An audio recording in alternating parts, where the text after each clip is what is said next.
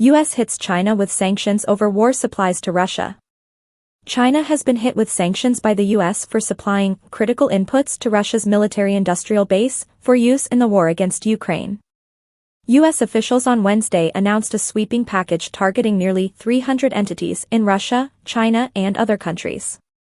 Today's actions will further disrupt and degrade Russia's war efforts by going after its military-industrial base and the evasion networks that help supply it, said the U.S. Treasury Secretary, Janet Yellen. The almost 300 targets include dozens of actors accused of enabling Russia to acquire technology and equipment from abroad. Other than China, targeted non-Russian entities were located in Azerbaijan, Belgium, Slovakia, Turkey, and the United Arab Emirates, UAE. These companies enable Russia to acquire desperately needed technology and equipment from abroad, a Treasury statement said. As part of the measures, the State Department blacklisted additional individuals and companies involved in Moscow's energy, mining and metals sectors, and individuals connected to the death of the Russian opposition leader Alexei Navalny in a Siberian prison in February. Long queues formed in Moscow on Wednesday as the Russian army displayed Western tanks and military hardware captured in Ukraine. It included U.S., German and French tanks along with British and Australian armored vehicles, and military hardware made in Turkey, Sweden, Austria, Finland, South Africa and the Czech Republic. Ukraine's President, Volodymyr Zelensky, held a similar exhibition in Kiev in 2023 of captured Russian tanks and equipment.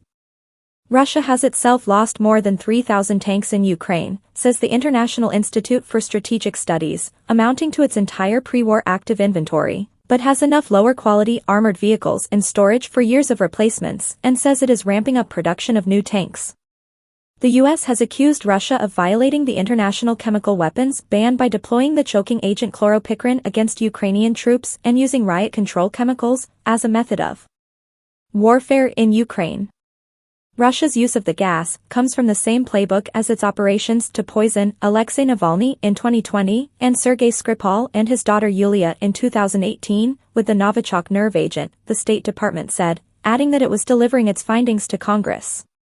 The use of such chemicals is not an isolated incident and is probably driven by Russian forces' desire to dislodge Ukrainian forces from fortified positions and achieve tactical gains on the battlefield, the State Department said. In addition to chloropicrin, Russian forces have also illegally used grenades loaded with CS and CN gases, the Ukrainian military alleged.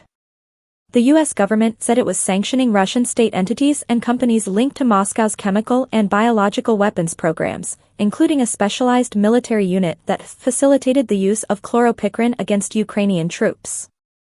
The State Department is expected to convey its findings to the Organization for the Prohibition of Chemical Weapons, OPCW, whose rules Russia and other members are required to obey. 5 civilians were killed on Wednesday as Russia struck Ukraine's eastern Kharkiv and Donetsk regions, local officials said. In the northeastern Kharkiv region bordering Russia, a guided bomb attack killed a 38-year-old woman and her father inside a car, the region's governor said. Farther east in the Kharkiv region close to the city of Kupiansk, Russian shelling killed a 67-year-old woman in the village of Lelyukivka. In the eastern Donetsk region, a 57-year-old woman and a 64-year-old man were killed and 6 injured in the small town of Gurnik, about 15 kilometers from the front line, said Vadim Filishkin, the head of the region's military administration. Vadim Filishkin, a regional governor, has said 682 residents are holding on in very difficult conditions, with no running water or power in the besieged city of Chasiv Yar, pre-war population 12,500. Months of relentless Russian artillery pounding have devastated the strategic city, which has emerged as the invaders' next major target, sitting on elevated ground that could serve as a gateway to the cities of Kostantinivka, Sloviansk and Kramatorsk. Ukrainian forces defending Chasiv Yar have said they are still awaiting fresh ammunition. Ukraine's Nova Poshta Postal and Courier Company said late on Wednesday that a missile had struck its sorting depot in Odessa, but there were no casualties among its employees.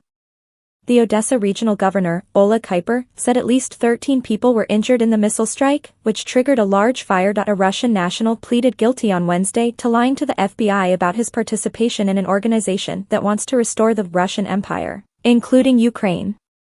Federal prosecutors in Manhattan said Tomas Ianchauskas, a U.S. green card holder who mainly lives in Russia, served as the regional leader of the Tsargrad Society, formerly known as the Double-Headed Eagle Society, U.S. prosecutors say the group is controlled by sanctioned Russian businessman Konstantin Malafiev. Ianchauskas, 39, pleaded guilty to one count of making false statements to FBI agents. He faces up to 6 months in prison when sentenced on July 11.